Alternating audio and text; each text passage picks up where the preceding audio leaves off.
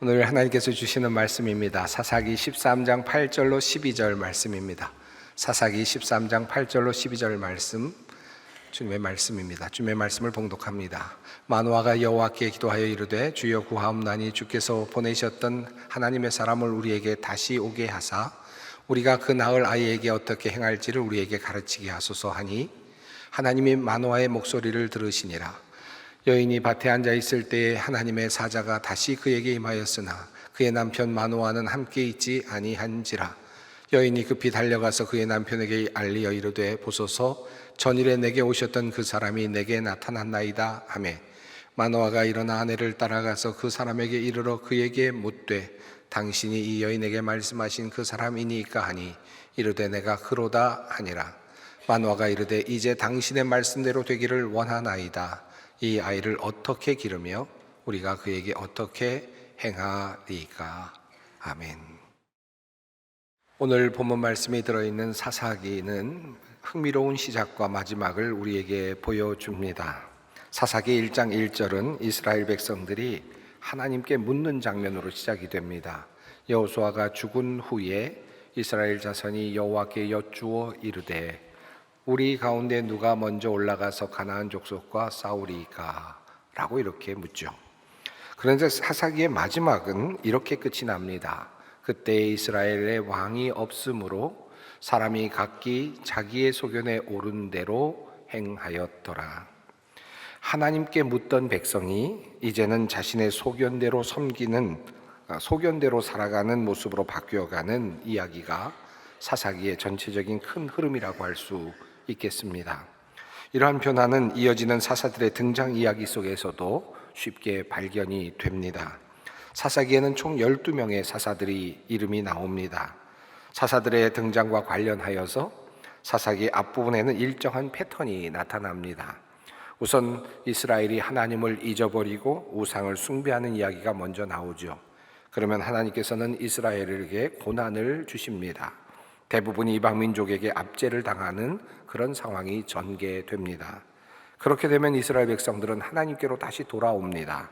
하나님께 부르짖습니다. 그러면 하나님께서 사사를 보내십니다. 적들을 물리치시고 평안을 주시죠. 그렇게 되면 다시 백성들은 또 편안해지자 하나님을 떠납니다. 다시 범죄의 길로 들어섭니다. 바로 이것이 사사기 초반에 나타나고 있는 그런 일정한 하나의 패턴이라고 할 수 있습니다. 사사기 초반에는 백성들이 고난을 당할 때마다, 고통을 당할 때마다 하나님께 부르짖었다라고 하는 내용이 계속 이어집니다. 첫 사사인 우니엘의 등장 장면이 이러한 과정을 아주 전형적으로 보여주고 있다고 할 수 있겠습니다.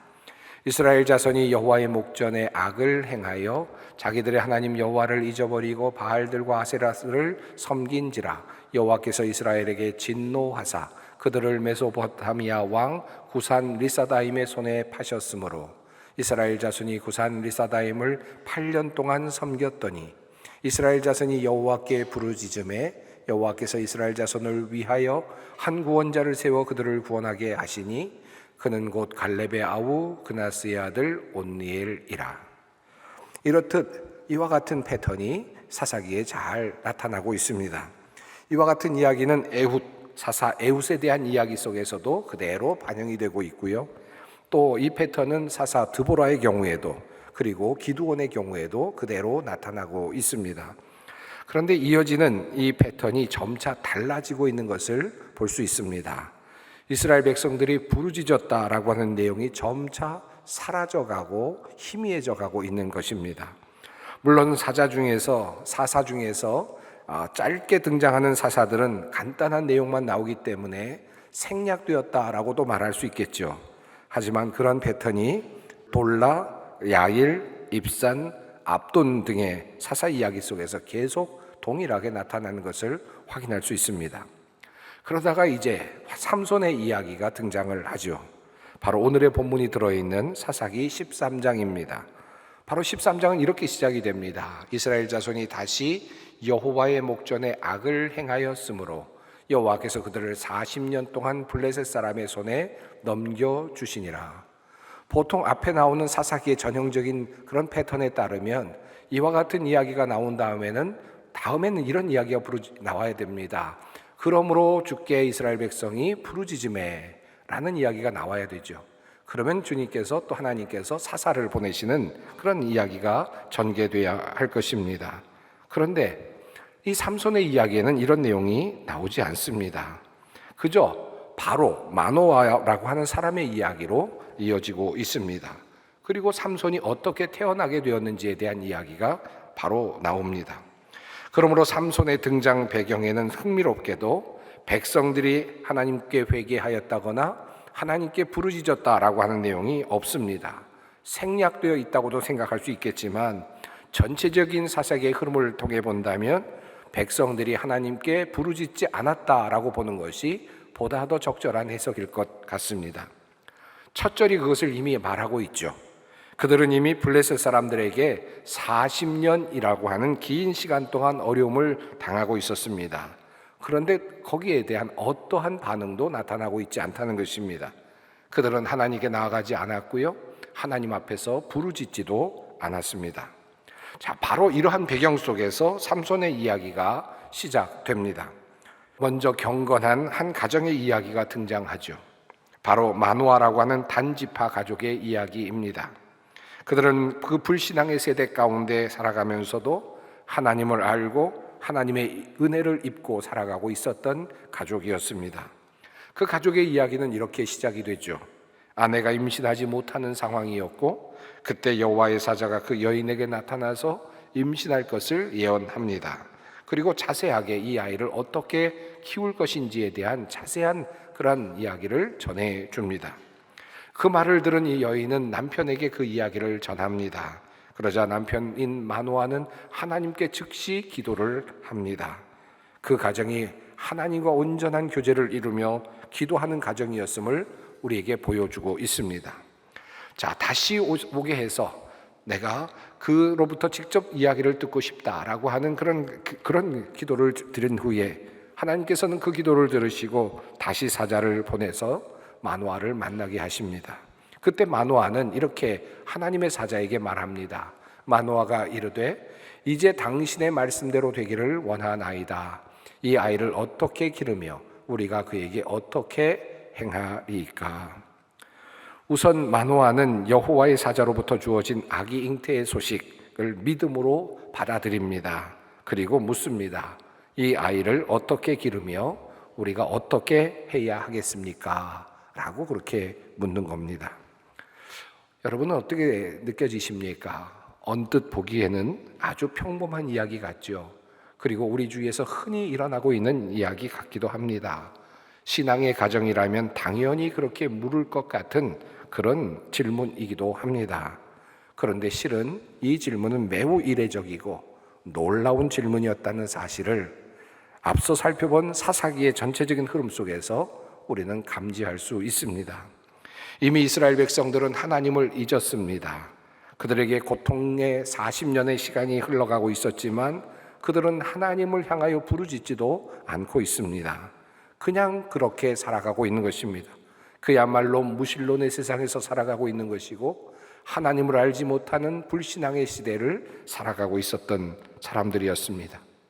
그런데 마노아는 달랐습니다. 그는 기도할 줄 알았고 그리고 하나님과 교제를 나누며 살아가고 있습니다. 하나님께서 아기를 주실 때에 어떻게 기를 것인가를 하나님께 물을 수 있었던 신앙의 사람이기도 했습니다. 마노아의 이 이야기를 읽으면서 마치 그 모습이 오늘을 살아가고 있는 우리들의 모습이 아닌가 하는 생각을 해보게 됩니다. 하나님을 알지 못하는 세상이죠.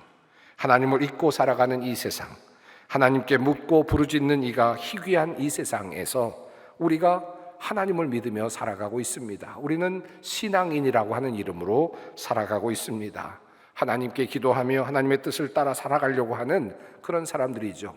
그런데 정말 우리들의 아이들에게 우리는 우리 그리스도인들조차 정말 하나님께 이 아이를 어떻게 키워야 되겠습니까? 라고 묻고 있는 사람이 과연 몇이나 될까를 생각해 봅니다. 어찌 보면 우리 현대를 살아가고 있는 신앙인들은 그런 면에서 세상에서 외로운 길을 가고 있다고 할 수 있겠죠. 세상의 소리에 모든 관심을 두고 살아가는 사람들이 현대인입니다. 모든 정보는 세상으로부터 나옵니다. 유튜브나 여러 강좌나 서적이나 심지어는 아기를 키우는 것도 정보 검색이나 또는 육아 전문 커뮤니티에서 혹은 학원 상담을 통해서 또는 교육 전문가를 통해서 그들의 조언을 통해서 얻습니다. 우리는 그리스도인으로 살아가고 있습니다만 또 신앙을 가지고 살아가고 있다고 말합니다만 실은 아기를 키우는 데 있어서는 우리의 자녀를 키우는 데 있어서는 대부분 하나님께 그 길을 묻지 않습니다. 자신의 방법대로 부모의 어떤 생각대로 이 세상의 방식대로 그리고 세상의 어떤 경쟁의 기준을 따라서 아이를 키우려고 하는 것이 우리들의 어쩌면 실상이 아닐까 하는 생각을 하게 됩니다. 그런데 이렇듯 모두가 잠든 시대에 유독 한 사람만이 깨어서 주님께 묻습니다. 이 아이를 어떻게 기르며 우리가 그에게 어떻게 행하리까? 여러분, 이 질문이 오늘 우리들에게 주어진 매우 중요한 질문이 되었으면 좋겠습니다. 우리 부모들이 우리 아이를 놓고 하나님께 드릴 수 있는 질문이 되었으면 좋겠습니다. 하나님, 이 아이를 내가 어떻게 길러야 하겠습니까? 어떻게 해야 하겠습니까? 라고 물을 수 있는 우리가 되었으면 좋겠습니다. 자, 그렇다면 왜 마노아는 이 아이의 탄생 소식을 듣고 여호와께 이런 질문을 하였을까요? 그가 이런 질문을 던진 데에는 매우 중요한 이유가 있습니다. 우선 마노아는 수태고지를 받았을 때 자신이 받아들 그 아이가 내 것이 아니라는 사실을 알고 있었습니다. 자신의 마음대로 할 수 있는 어떤 것이 아니라는 것을 알고 있었습니다. 이것은 하나님의 것이며 하나님의 것을 하나님께서 자신에게 맡겨주신다라고 하는 바로 그 사실을 알고 있었습니다.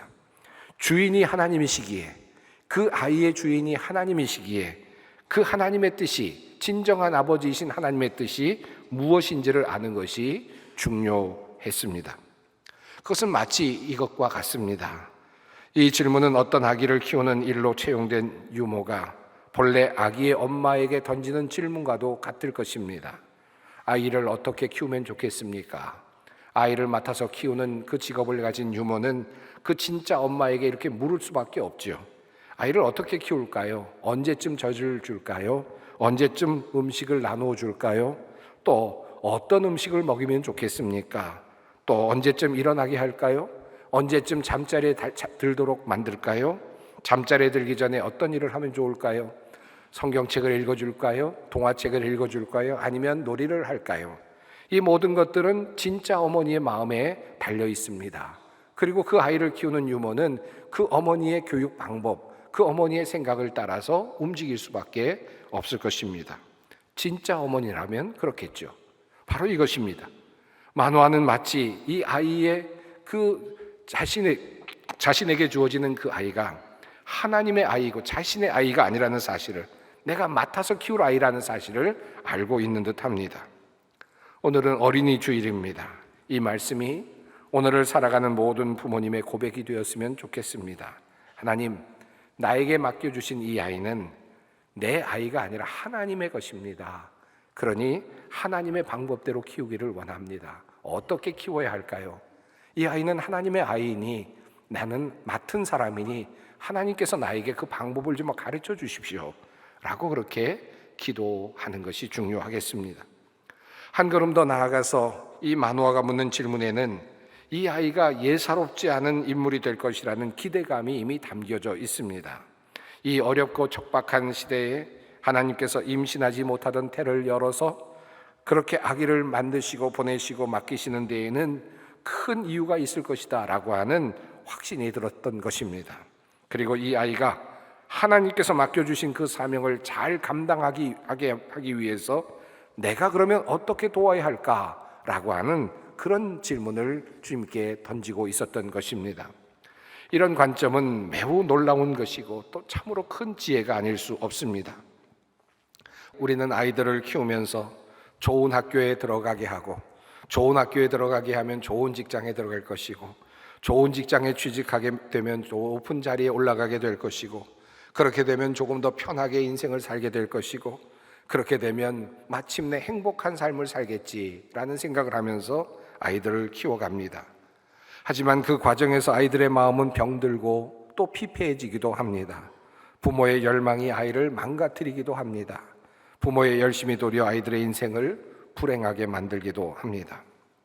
마노아가 지금 하나님께 묻고 있는 질문, 어떻게 기르리까라고 하는 이 질문은 내가 이 아이를 위대한 인물로 만들고 싶은데 그러려면 어떻게 해야 되겠습니까? 라고 하는 질문이 아니었습니다.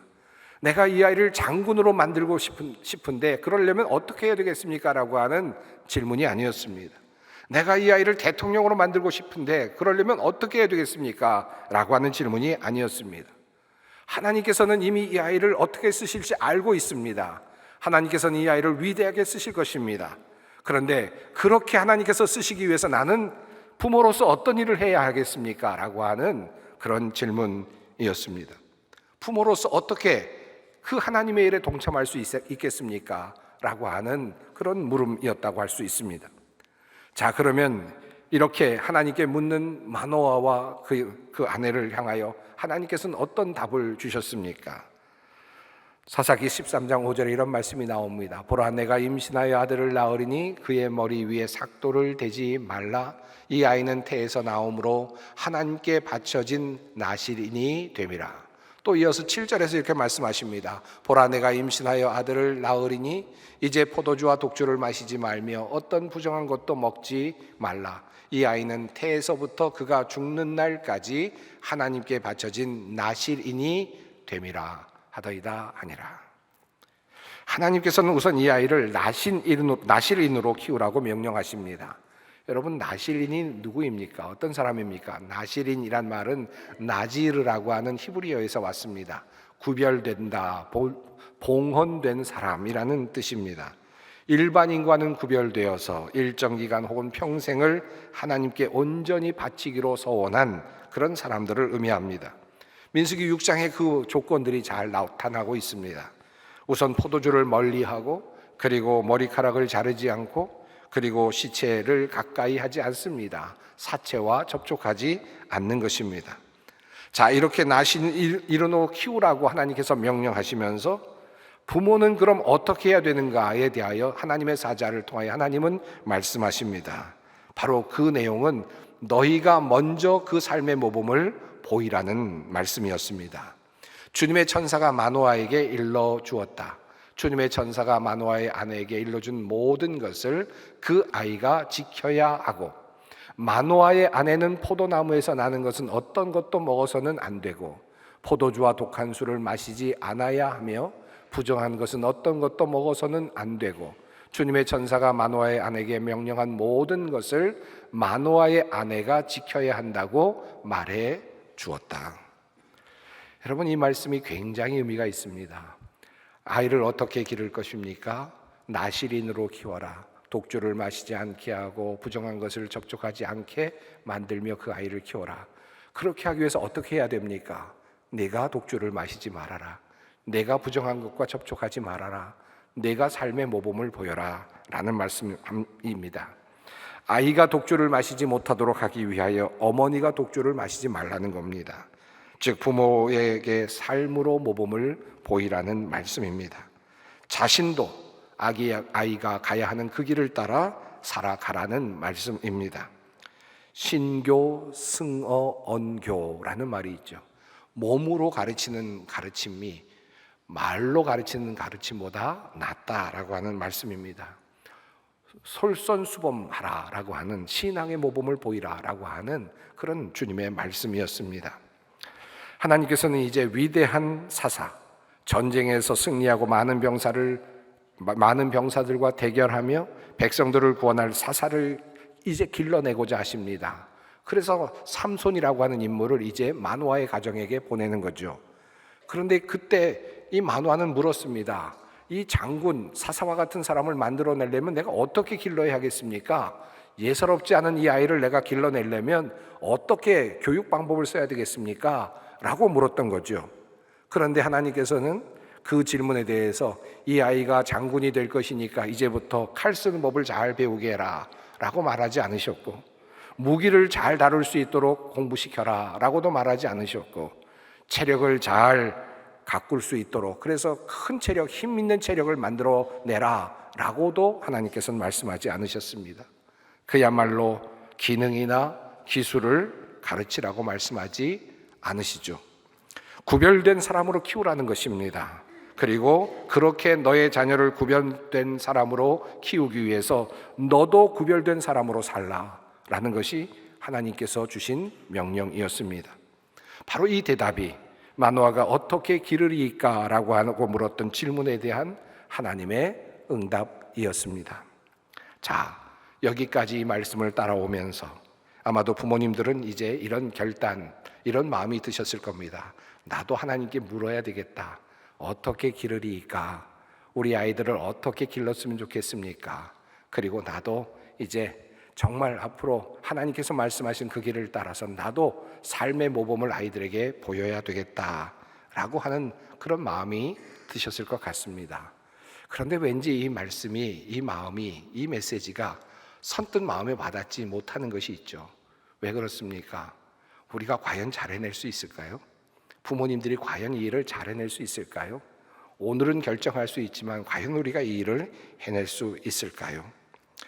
이런 생각을 하면서 동시에 드는 생각은 왠지 자신감이 생겨나지 않는 우리의 모습일 것입니다. 자, 여기까지만 말씀드리면 우리 부모님들은 큰 부담을 가질 겁니다. 나도 거룩하게 살아야지, 나도 구별되게 살아야지, 우리 아이들도 구별되게 삶을 살도록 해줘야지. 그런데 조금 더 들여다볼 필요가 있습니다. 반전 같은 이야기가 이어지기 때문입니다.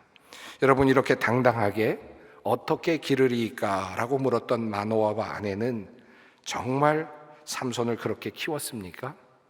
아마도 부모님은 그렇게 신앙의 삶을 살았을지 모릅니다.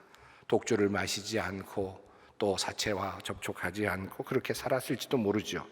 하지만 삼손은 그렇게 자라나지 않았습니다. 이후 이어지는 모든 이야기는 삼손이 나시린으로서 제대로 구별된 삶을 살지 못했다는 것을 알려주는 일련의 사건으로 이어지고 있습니다.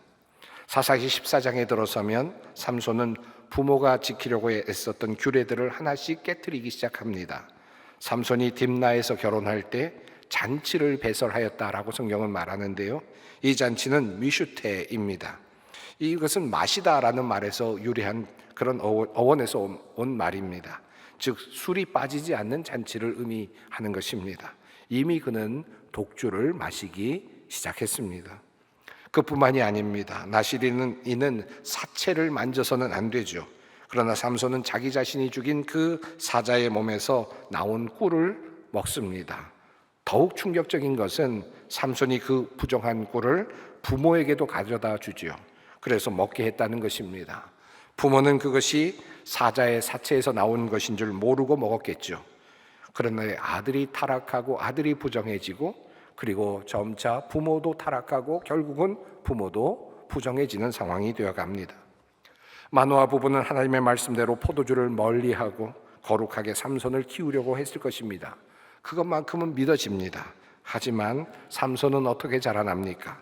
그는 부모의 기대를 저버리고 사자의 그 사체에서 꿀을 찍어 먹고 이방 여인과 술잔치를 벌이고 있습니다. 삼손은 머리카락이 잘려나가기까지 표면적으로는 나시린의 모습을 보여주고 있을진 모르지만 이미 그의 내면은 무너져 내리고 있었습니다. 독주를 마시고 사체를 만짐으로 부정해져 가고 있었던 것입니다. 여기서 우리는 이 지점에서 질문을 던지게 됩니다. 부모가 그렇게 기도하며 잘 키웠는데 왜 삼손은 저 모양일까요? 그렇게 불신앙의 시대를 살아가면서 이 아이를 내가 어떻게 길러야 되겠습니까? 라고까지 물으면서 하나님께 나와서 기도하며 아이를 키웠는데 결과가 이렇게 참혹하니 이것을 보면서 우리는 어떤 생각을 해야 하겠습니까? 실패한 교육이 과연 제대로 된 것이라고 할 수 있을까요? 결과가 그렇다면 부모의 신앙교육은 무의미한 것일까요? 우리는 더 이상 어떤 것도 할 수 없다는 말입니까? 이것이 성경이 우리에게 전해주고 있는 경고이며 동시에 위로입니다. 교육은 통제가 아닙니다. 부모가 할 일은 아이의 인생을 완벽하게 세팅해 주는 것도 아닙니다. 우리 신앙의 교육도 이미 여러분은 다 경험해 보시지 않았습니까? 어린 아이들 데리고 유아 세례를 줄 수 있죠. 그리고 아이가 자라날 때 초등학교 시절에 아이를 교회에 데리고 와서 재미있게 놀게 할 수 있습니다. 그런데 어느덧 아이가 점점 나이가 들면서 생각이 달라지면 교회 나오지 않으려고 하기도 합니다. 부모의 신앙을 떠나기도 합니다. 세상으로 나아가기도 합니다. 걷잡을 수 없는 길로 나아가기도 합니다.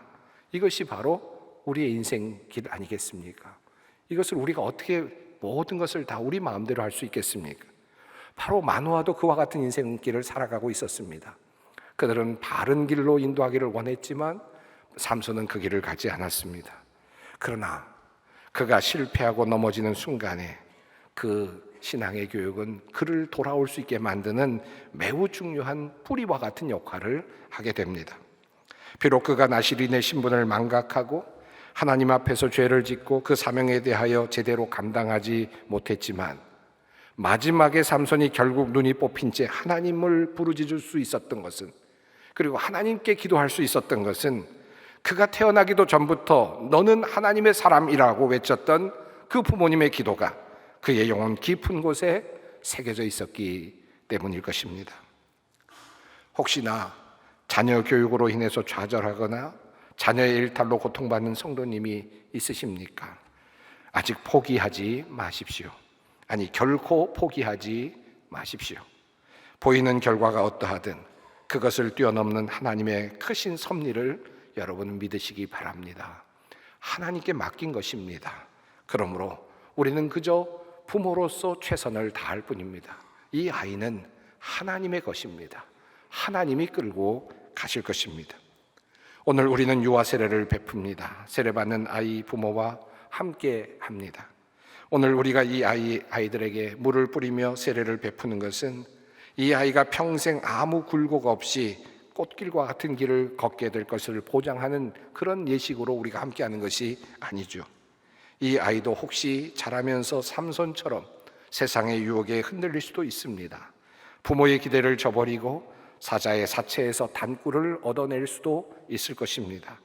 그런데 그럼에도 불구하고 오늘 우리가 이 아이를 하나님의 방법으로 기르겠나라고 서약하는 이유가 무엇입니까? 그것은 이 아이의 인생이 부모의 실력이나 능력에 달려있는 것이 아니라 오늘 세례를 통해 인치시는 하나님의 신실하심에 달려있음을 우리가 믿기 때문입니다.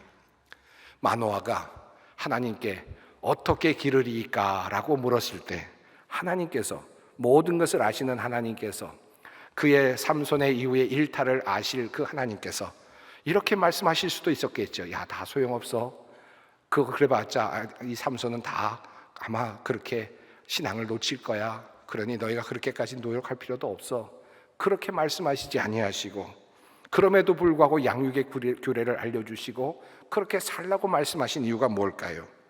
바로 그 이유는 하나님께서는 삼손의 눈이 뽑히는 그 실패 자리까지 삼손이 추락하게 될지라도 부모가 심어놓은 그 나시린의 정체성을 언젠가는 끝까지 끝내 붙잡게 될 것이고, 그것을 붙잡고 다시 일어설 것을 주님께서는 아셨기 때문입니다. 바로 이것이 신앙의 교육입니다. 사랑하는 성도 여러분, 그러니 결과에 대한 두려움을 내려놓고 신뢰함으로 나아가십시다. 하나님, 우리는 부족하지만 하나님은 신실하십니다. 이 고백이 우리의 고백이 되었으면 좋겠습니다. 이 아이를 하나님께 맡깁니다. 우리가 어떻게 행할지 끝까지 가르쳐 주십시오. 우리가 그렇게 살겠습니다. 이 고백이, 이 믿음이 우리 모든 부모님들에게 있기를 바랍니다. 어떻게 기르리까? 라고 하는 이 질문은 하나님께서 길러주십니다 라고 하는 또 다른 우리의 고백이기도 합니다. 함께 기도하겠습니다. 하나님 아버지, 오늘 우리는 마노아처럼 이 아이를 어떻게 기르리까 주님께 묻습니다. 이 아이가 우리의 소유가 아닌 하나님의 기업임을 고백합니다. 부모가 먼저 본이 되게 하시고 세상의 성공보다 하나님의 질서를 가르치는 청직이 되게 하옵소서. 주님, 이 아이가 삼손처럼 흔들리고 방황할 때에도 오늘 이 세례의 인치심을 기억하게 하여 주시옵소서. 아이가 인생의 낭떠러지에 섰을 때 오늘 부모가 드린 이 기도가 그를 건져 올리는 마지막 생명줄이 되게 하여 주시옵소서. 신실하신 예수 그리스도의 이름으로 기도드립니다. 아멘.